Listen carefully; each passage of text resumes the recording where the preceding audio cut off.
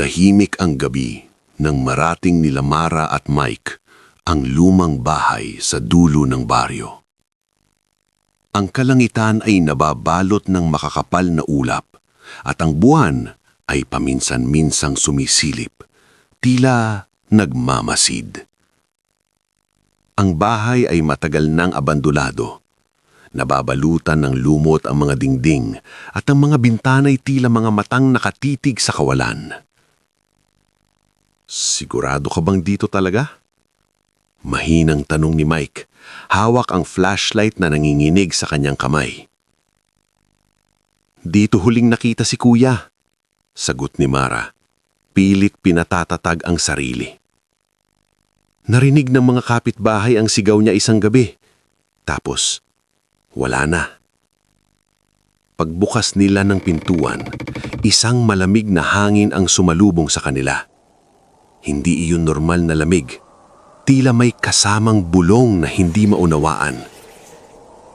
Ang sahig ay kumalabog sa bawat hakbang nila. At ang amoy ng alikabok at nabubulok na kahoy ay sumiksik sa kanilang ilong. Sa loob, halos walang ilaw. Taning ang sinag ng flashlight ang gumuguhit sa dilim. May mga lumang larawan sa dingding, mga mukha ng pamilyang hindi nila kilala.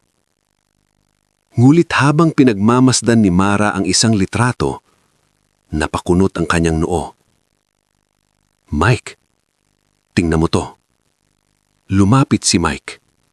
Sa larawan, isang pamilya ang nakangiti sa harap ng bahay.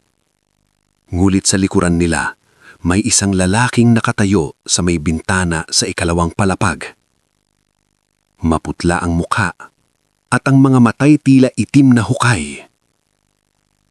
Wala namang ganyang tao kanina, bulong ni Mike. Biglang namatay ang flashlight. Sa dilim, narinig nila ang maharang pagkatok. Tok, tok, tok, mula sa itaas. May tao ba? Sigaw ni Mara. Pilit pinapakalma ang sarili. Walang sumagot. Hang sa halip, narinig nila ang maharang paggapang sa kisame. Parang may mabigat na bagay na gumagalaw. Unti-unting bumaba ang temperatura. Ang kanilang hiningay naging usok. Umalis na tayo, pabulong na sabi ni Mike.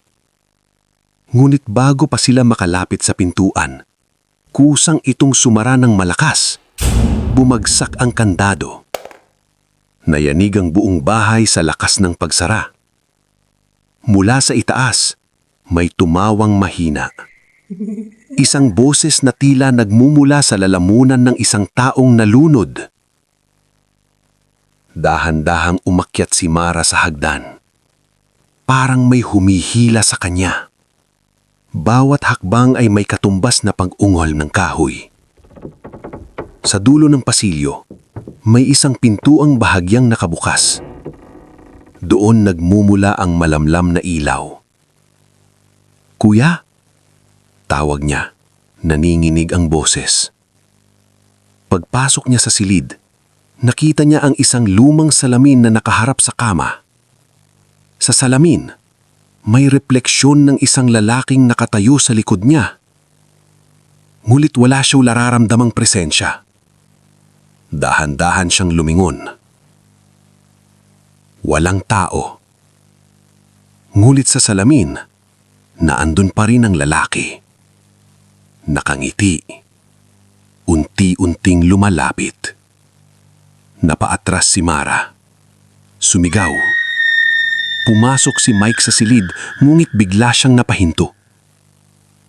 Mara, mahinang sabi niya.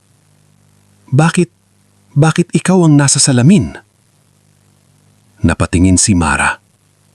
Sa salamin, hindi na ang lalaki ang makikita, kundi siya. Ngulit ang refleksyon niya'y nakangiti ng mas malapad at ang mga matay itim na itim. Huwag mo akong tignan, sabi ng refleksyon, kahit hindi gumagalaw ang bibig niya sa totoong mundo. Biglang nagdilim ang paligid.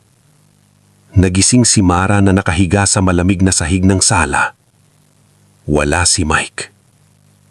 Tahimik ang bahay. Tila walang nangyari.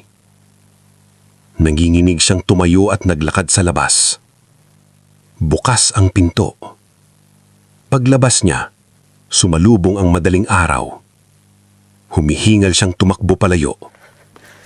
Hindi lumilingon. Kinabukasan, natagpuan ng mga pulis ang bahay. Wala silang nakitang bakas ng pakikipagsapalaran. Ngunit sa ikalawang palapag, may isang bagong litrato na nakasabit sa dingding. Isang larawan ng dalawang kabataang nakatayo sa loob ng bahay. Si Mara at si Mike. Ngunit sa larawan, maputla ang kanilang balat. Itim ang kanilang mga mata. At sa likuran nila, sa may bintana, may isang babaeng nakangiti.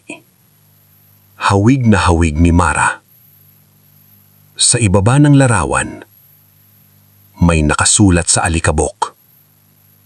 Salamat sa pagpapalit.